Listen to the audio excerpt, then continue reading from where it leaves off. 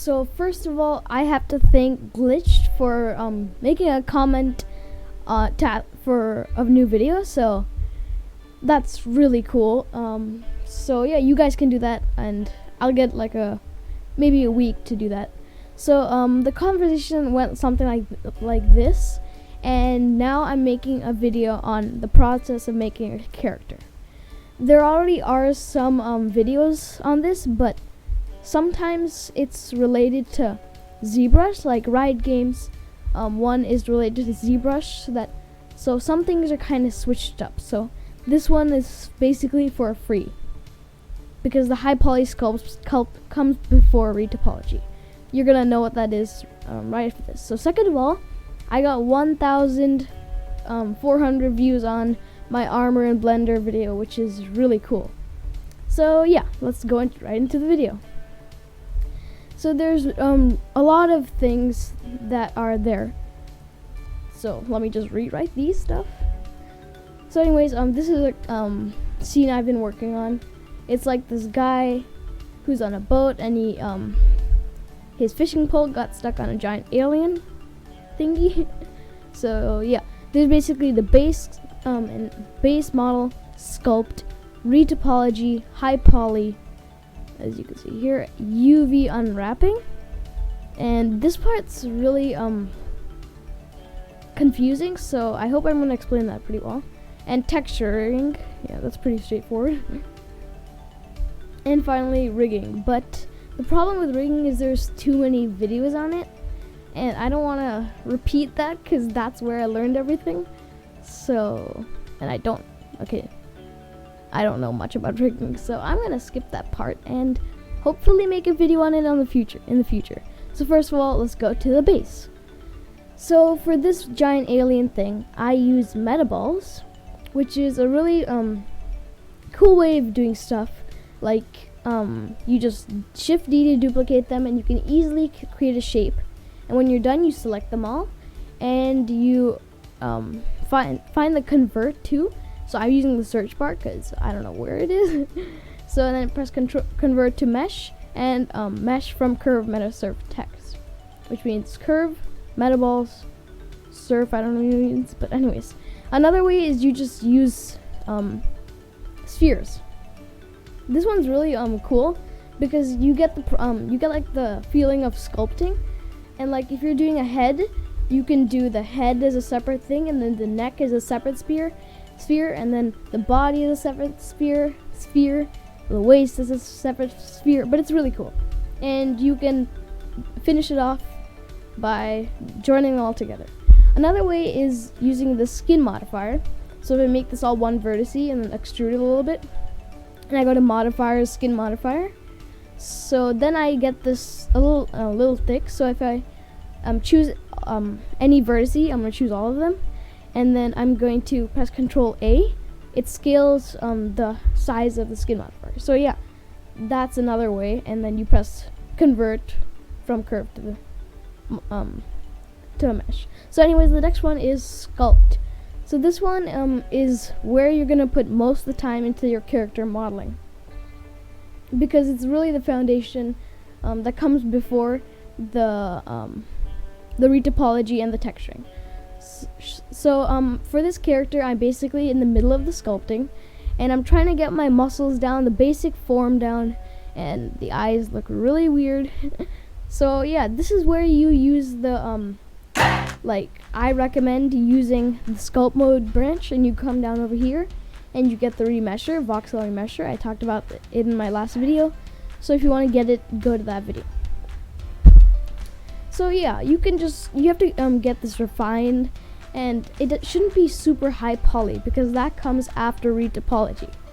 So you just have to get the idea of saying, okay, that's what I want. So yeah, I'm just gonna mess around a little bit here, and yeah, that's almost finished with sculpt. Okay, so that's pretty cool. So now the next one is retopology. This one is really takes a long time, and for me is kind of boring. So I can't really do this on this model because it takes too much time. So I'm gonna go to a model where I already have it. where does it, let's go with this one. Okay, so this is where I did my retopology, but this is what you should not do. Look at this topology. Everything is messed up, and all of it is triangular and it's like super jagged. I realized this was a problem because around the arms it would like snap, and like you can see over here there's this triangle connected to the weird quad, and it doesn't work. So I'm gonna talk about some reference you can use. So yeah, this is the hand I was talking about. Yeah, it really doesn't work properly, and this model, you can see over there the same triangles are not working. So if you just search up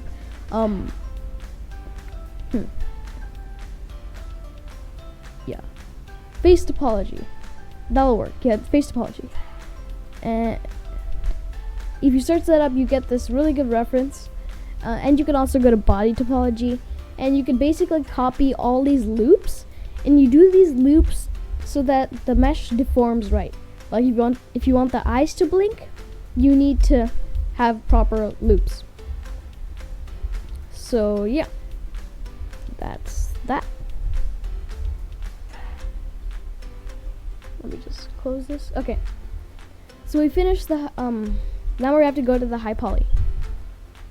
This comes right after the retopology, but if you're using ZBrush, it could come before. It's your choice. So let me just go to a place where when I'm done with the high topology. This is going to take some time because it has a lot of polygons. So the way I did this was a really cool way, is by, there's so many ways of doing it, but I prefer using this modifier over here, multi-resolution, but don't apply it. It's like the subdivision surface modifier, but you can change it throughout every mode. So if you don't apply it, it'll be counted as a non-applied modifier, but you can see it when you're rendering, and yeah, it's really cool.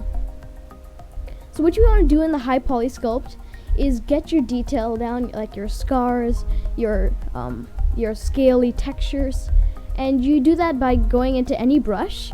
Like I would recommend a clay brush or something like that, and you go to texture, and then you click new, and you go to the texture. Wait, let me just increase the strength. Yeah, then you go to texture tab, and make sure you're selected your brush, and then choose whatever texture you want. You can even use an image or movie. So like if you have scales already downloaded, you could use that. And if you change the stroke to sorry, not airbrush, to anchored, then like you can drag out and the scales come. For me, it didn't come because there were some problems with my sculpt branch, because this was in the sculpting, and so there were some weird problems, but it should work for you if you do it correctly. So yeah, and this is really important because you want to get as much as detail as you can to make it look like a real life thing. And even like a human has a lot of, you know, like misshapen stuff, like eyes are higher than others. Yeah, it's a really cool thing.